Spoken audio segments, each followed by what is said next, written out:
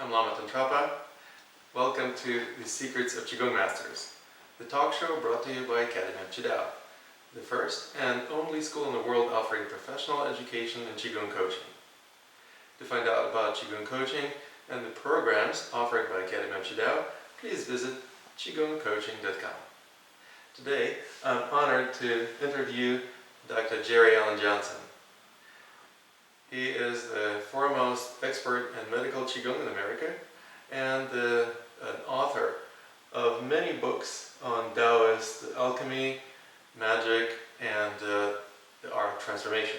So once the transformation occurs, back to my original question, Okay.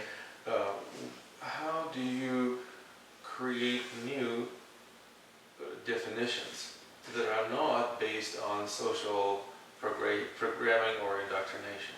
It's the definition for rejection, okay? Sure. It still stays, but the teeth diminish. Do you understand? In other words, I'm rejected because of this memory. Oh, I've healed from the memory. It's still a rejection. It's a decision now to you're hurt, right? Yes? Why are you hurt? Because I feel rejected. Is this true, or is this just a story that you're telling yourself? What is the difference? And then you begin to, oh, it's not really, this has nothing to do with me. This is an incident that happened, I'll let it go. And so you make a decision.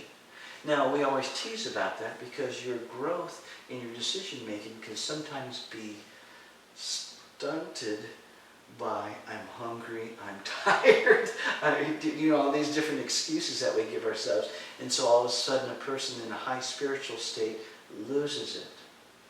Okay? Because they're, what was that all about? I was really hungry. I'm so sorry. Well, alright, understand what you did. How can we prevent that in the future? What is the lesson you learn from this? Mm-hmm. I need to do this and this and then you set boundaries. And that's the whole purpose of when you join a tradition. They say, these are the do's and don'ts. The purpose of the do's and don'ts are to protect you and to help you discipline yourself so that later when you embody that, you don't need that because it's a natural product. You don't have to say, I didn't steal anything from your house and make an announcement of all the things that you didn't do. You embody that.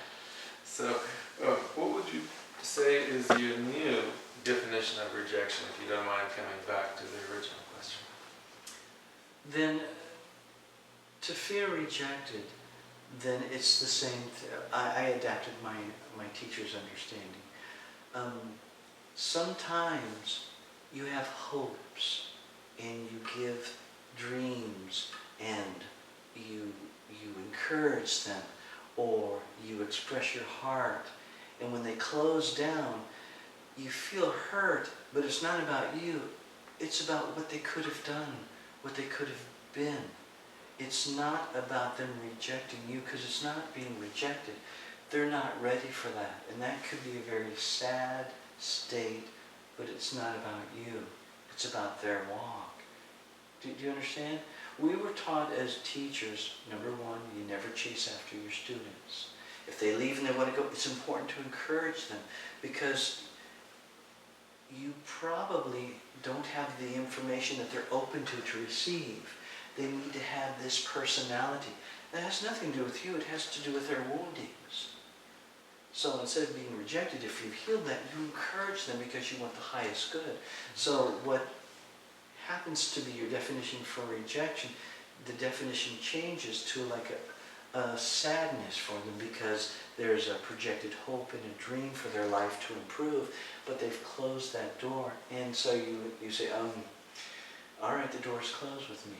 So you give them to the divine and that charge, that connection, then from there turns to a type of energy that you ask the divine to open the door for them to meet another teacher, someone that will help them in their spiritual walk.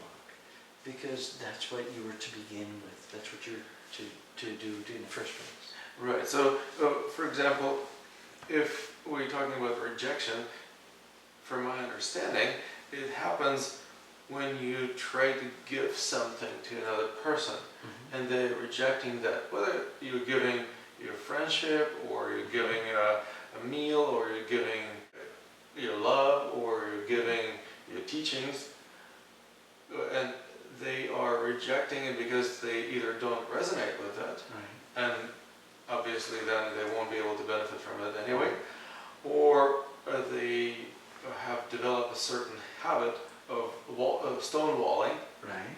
that basically they can't let go of, at least not yet.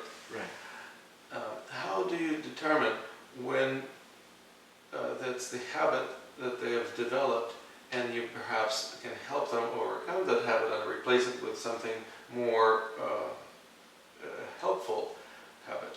And when it's okay for them to be let go of because they don't resonate with what you're offering, so you can't force it on. I work on sincerity first.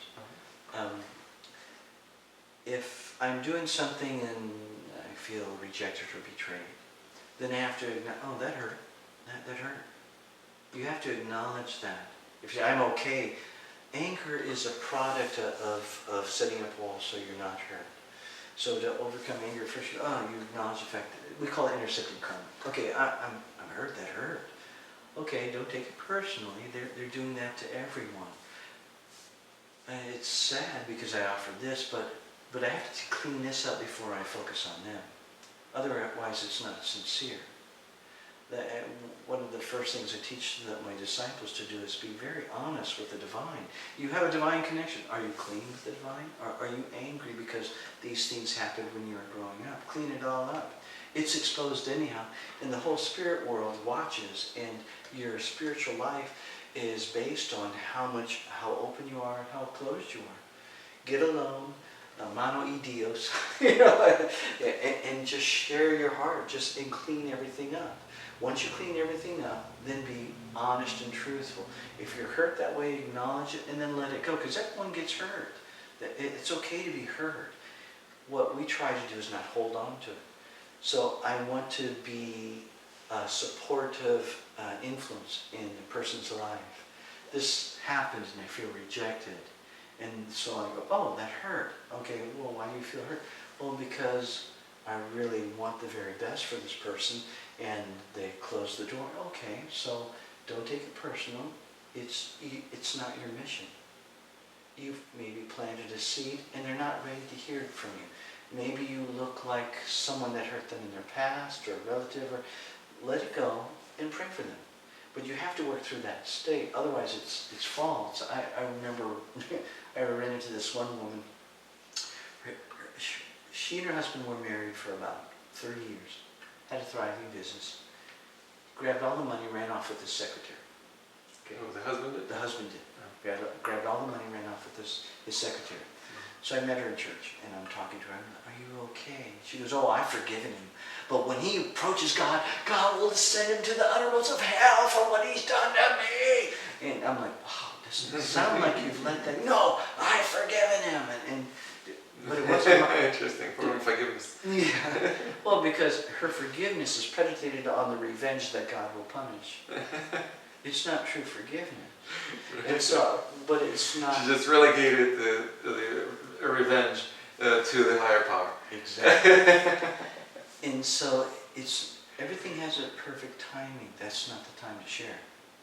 So what you do is you accept her state, and you don't try to change her, because arguing with someone or using reason will not open the heart. The heart is closed down in the wounding.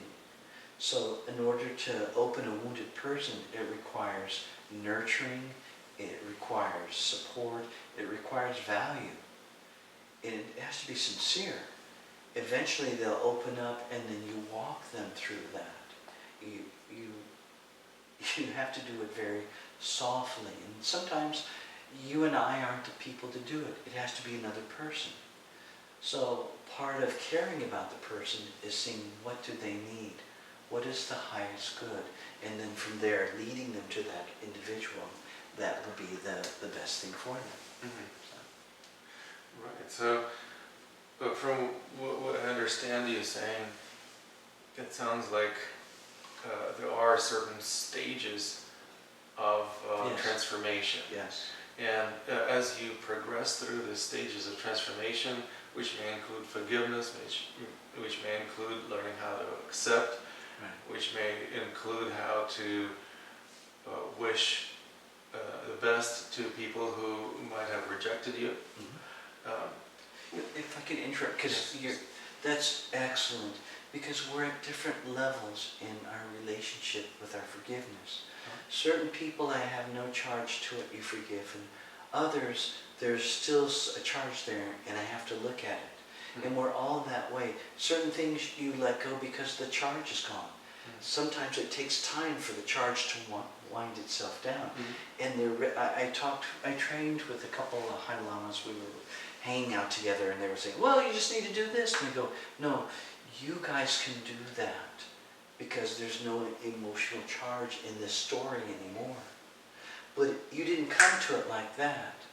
And to expect people to do that, that's like taking a little kid and asking him to drive the car. It's different watching it on a movie to actually doing it. Some are really wounded, and they have to be walked through at different stages. That's why what you say is true, but it's for a very high person who is spiritually evolved to that level. Some things in our lives we can do that right away. Other things we're still struggling to let go of. The neat thing about this walk is we're all the same. And that's why we're not to judge each other. We're to have support for each other. And that's why they always say, judge not lest you be judged. And every judgment that you give, the same judgment is merited back for you. So if you look at them and go, oh, I was like that at one time, and I could do the same thing had I not understood this, then if it's appropriate, you share that. If not, then you hold that space until the vibration breaks down, until the winding and the wounding comes down, and then they're ready to listen. And it's a matter of being patient and waiting for the appropriate time. Absolutely. And one would hope that the High Lamas would have not only the patience but also the wherewithal to recognize that the personal evolution, the personal development is a prerequisite for making choices that perhaps they would make at the point where they're at. But see, even that is a part of culture. One of the lamas was telling me about in their teachings, Earth is square and the heavens are round. And I was explaining to my class that I go, if you look at the environment, if you look at the horizon, it's round, round, round, round, round, round. I go, yeah. But if you walk on the Earth, you walk like it's square. It's not round. It's square. So each time you step, it's like a square. And they go, oh, I said, it's perspective. It's not what you think. So understanding their teaching, you have to understand the culture behind it, which makes them think this way. Then when you understand that, you'll understand that there's a deeper teaching that underlines the statement. And then once you get the experience, then you can appreciate the wisdom in what they say. Otherwise you go, well, no, they're ignorant. No, they're not. They're coming from a different perspective. So when we get together with other teachers, the first couple of minutes we're trying to understand the definitions of the words that we're using because we come from a different history. Once you understand the history, then we can accurately communicate, or if we have questions, go, I'm not quite understanding what you mean in that. Can you explain? And then as we do that, then that's why relationships are a growing process. And that's where the hearts and flowers, the conflict, and then the breaking and understanding. Right, absolutely. Well, would you give your definition of alchemy? Oh, transformation. Alchemy is the transformation, whether it's a transformation of matter, energy, or spirit. It's taking one thing to another state. In the definition of working here, I'm taking the three bodies and transforming it to a body of light. And to do that, you have to go in different stages, because just as you become aware of the tissues, then you become aware of the energies that are moving like rivers and pulling inside of that. Once you become aware of that, then you become aware of the energetic matrix that supports that. So you see the glove within the glove within the glove. And at that point, once you become aware of that, then you go back and you start again. And this is the beauty of it, is I always tell the students, any spiritual man and woman, once they read a holy book, and it doesn't matter what kind of book you're reading, they get a certain understanding the first time through. But when they read it through the second time, if they're growing, it means something and they go deeper. Now, What's changed? The words are the same, the sentence structure is the same, but what's changed is them. They have an alchemical transformation inside. They become living words. Now I know that when you say this, it actually is beyond that. It means this, and this means that. And that was the whole purpose of writing the book, is to go, okay, these are different understandings when we talk about it that are in code, but what we're referring to is this, and this means this and this. Please take this and apply this to your personal life, and then transform it so that you can then move on to the next level. And how is alchemy different from magic? Well, we always say that you bring the magic. Magic is just a word that we use. My teacher said one thing many years ago. Many years ago when I was working with my first Mao teacher, I wrote a story about it when I came into the house and where he was training, and he had his hand on the candle flame. The candle flame was blowing against it. I showed up early because I had nothing to do when I went to training. He's my Shaolin teacher, but he's also a Taoist mystic, and he does Tai Chi. After I became Sifu in Shaolin, he retired just to do the Tai Chi and to do the mysticism. He said, "You'll understand when you're older." I understand that. No, you're kidding. But I came early, and he's got his hand on his lower dantian, he's got his hand in the candle flame, and the candle flame is blowing away from him. And you're practicing the element of fire. Yeah, and I'd never seen that. I'm like, wow, that's incredible. And he looked at me and goes, "No, Johnson, this is incredible." And the candle comes up like this, and then starts going towards his hand. I completely freaked out because I'd never seen anything like that. I thought, I knew he was of the devil. So I'm like, "Oh, that's of the devil." And so I'm working my way towards the door, and because I had never seen anything like that. In my belief system up to that point, only demonic people could do that. And he's laughing, he's like, but I'm hearing, wah, because my over filters, and I'm just terrified. And I'm working my way to the door, and I know that if I can make it through the door, I won't ever have to come back again. Yeah, that would be the closing of my training. And so he goes, Johnson, and now I'm not trusting him because anyone who could do that, I didn't. So I'm working my way back. He goes, "Johnson, blow hot air in your hand." I'm like, "What? Blow hot air in your hand?" I'm like, "Oh." He goes, "Now blow cold air in your hand." I'm like, "What? Blow cold air in your hand." I'm like, he goes, "Oh, you're the devil, you're evil." I go, "What?" He goes, "How can anyone blow hot air and then cold air? That's evil." I'm like, no, now he's engaged my love. No, he was really screaming. I'm no longer afraid.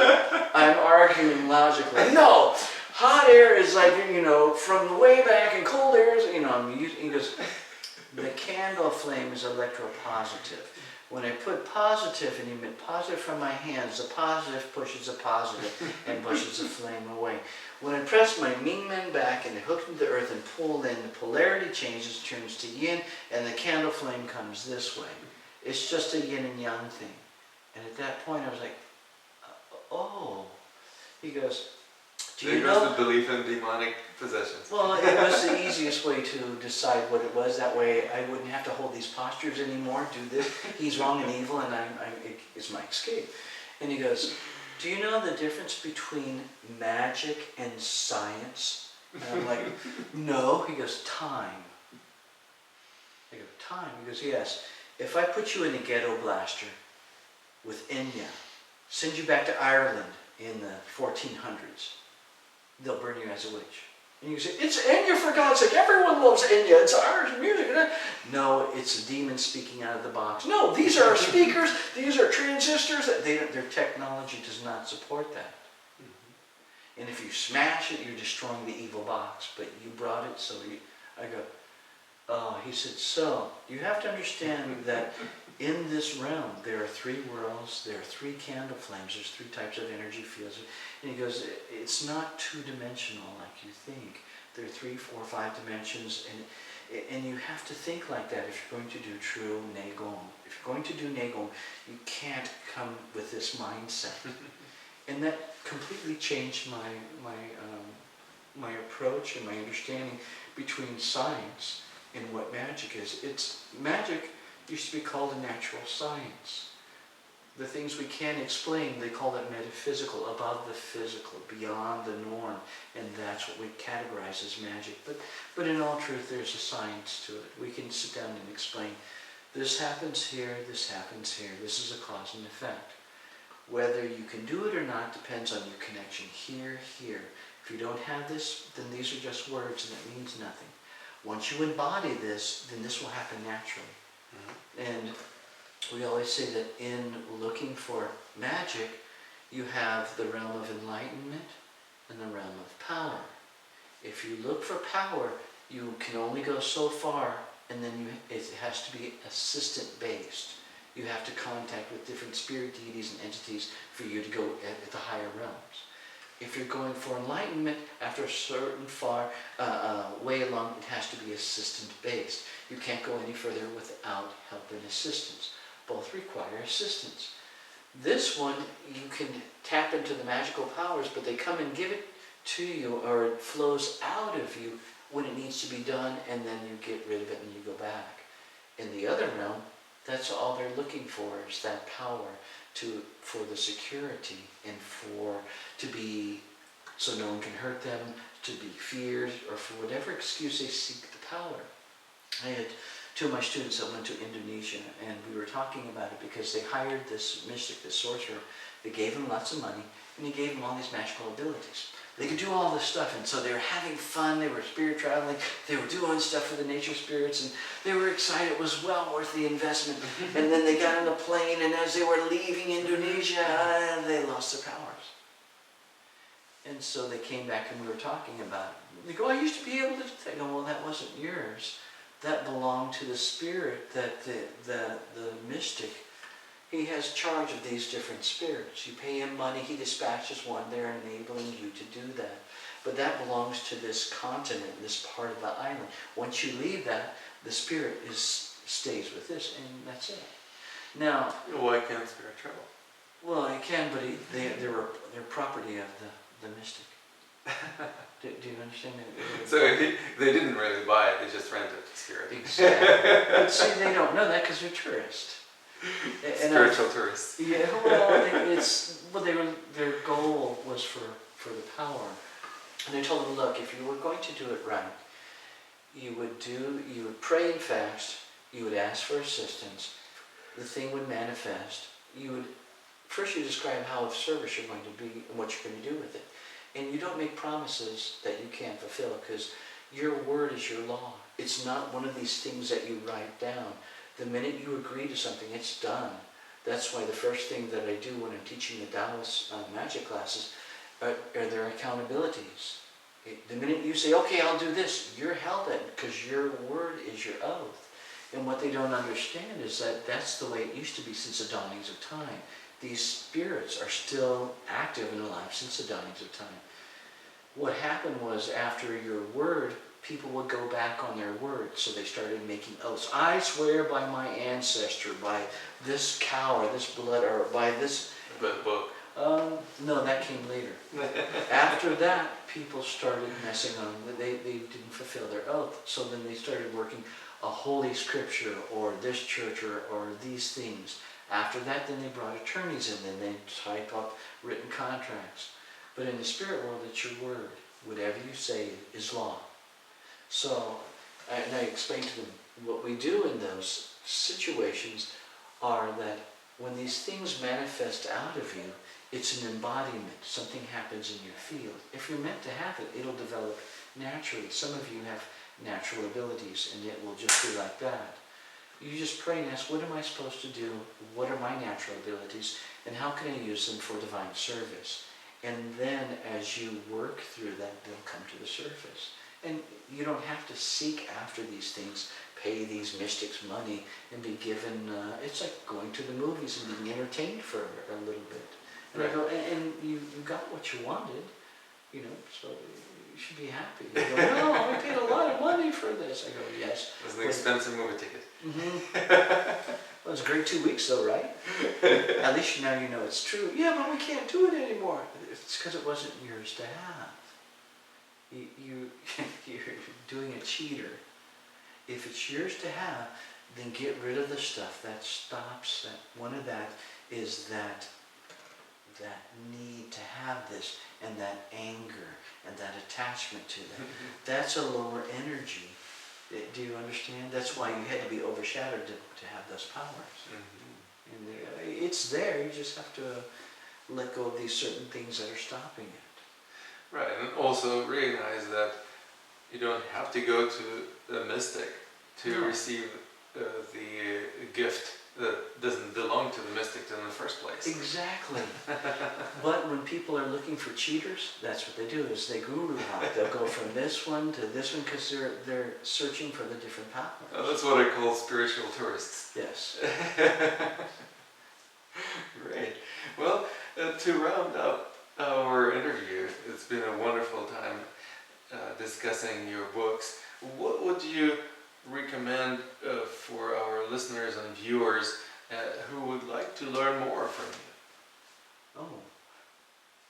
Hopefully they would really like to learn more, because you've shared already a great deal about your teachings, and also kind of gave them glimpses of what your books are about. Right.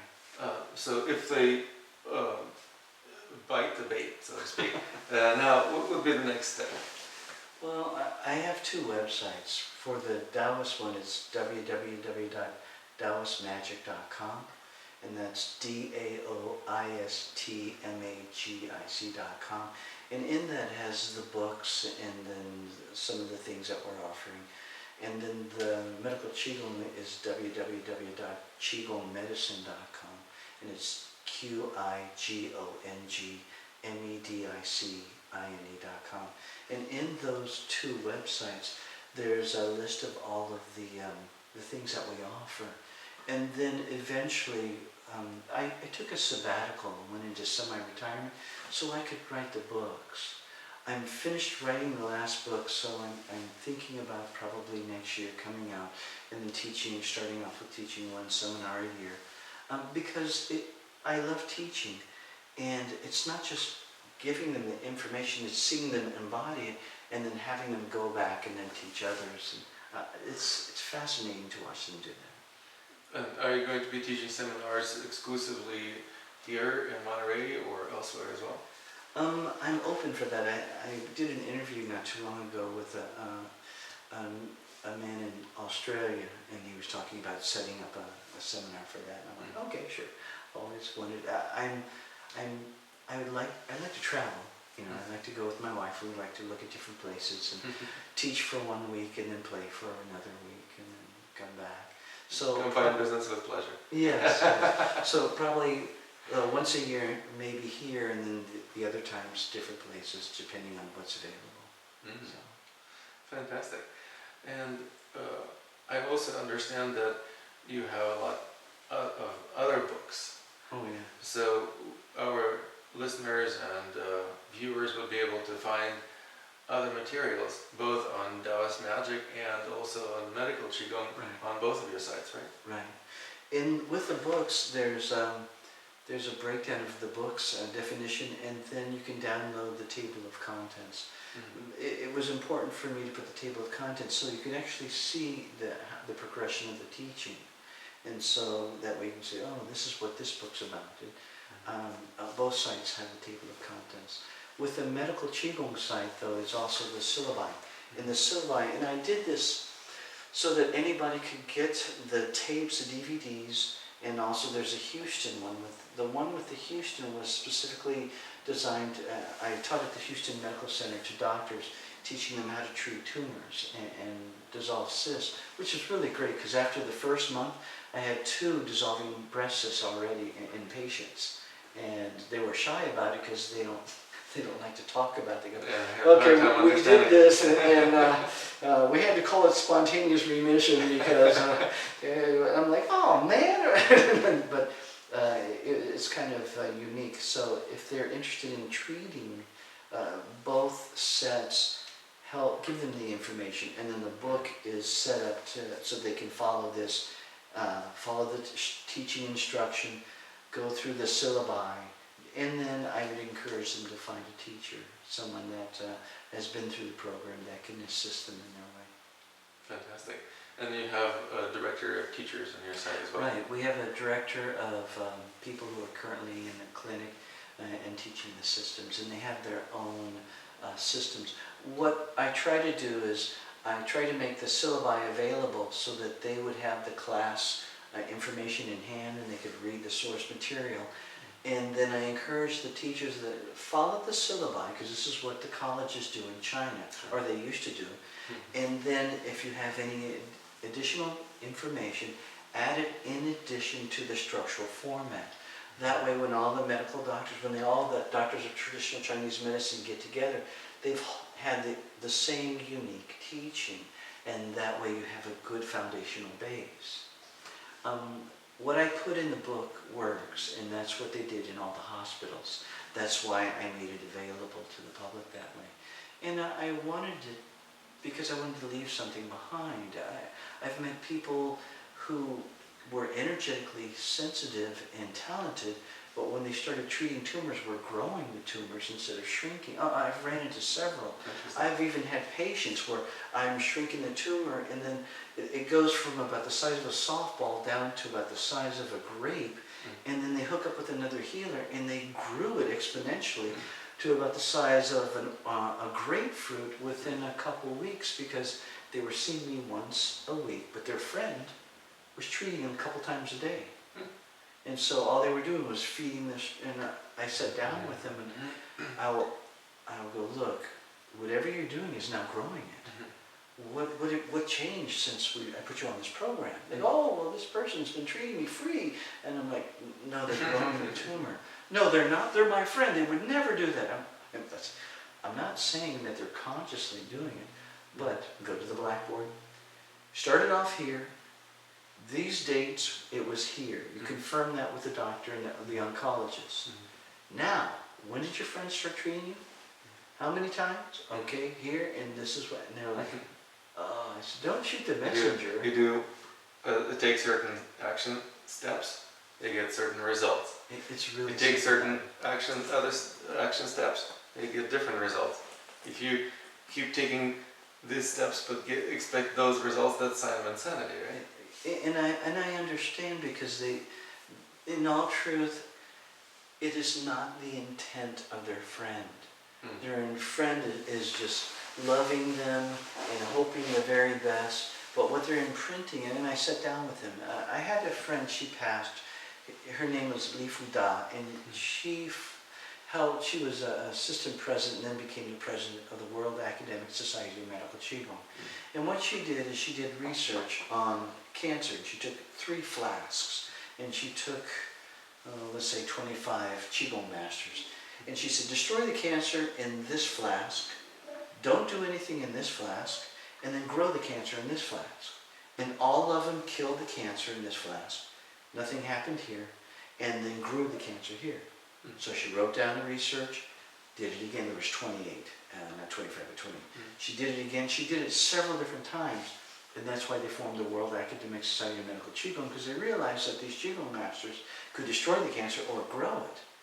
So that's why I wrote the International Institute of Medical Qigong textbooks, is to give every energy healer the opportunity to learn. They not have to go to China, but they get all the same training that they would in the universities, and they could improve on their healing ability, because it's about the patients that come to them. It's about being available. Right. Right. Fantastic. Well, do you have any words of wisdom that you would like to conclude our interview today? Oh, I'm looking to the audience. I know that life is very precious, and everything's about transformation. And it's about our desires to help and to serve others that opens doors and closes doors. The neat thing about having each other and having this type of network is that you provide a service so that everyone can enrich in their lives and the lives of their friends. And so I just want to thank you for making this available to the public, and thank you for tuning in and for watching. Thank you so much. You're welcome. Thank you. You've been listening to the interview with Dr. Jerry Allen Johnson. on the talk show The Secrets of Qigong Masters.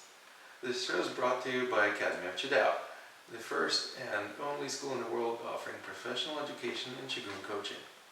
Please visit qigongcoaching.com to find out about the programs and events offered by Academy of Qidao.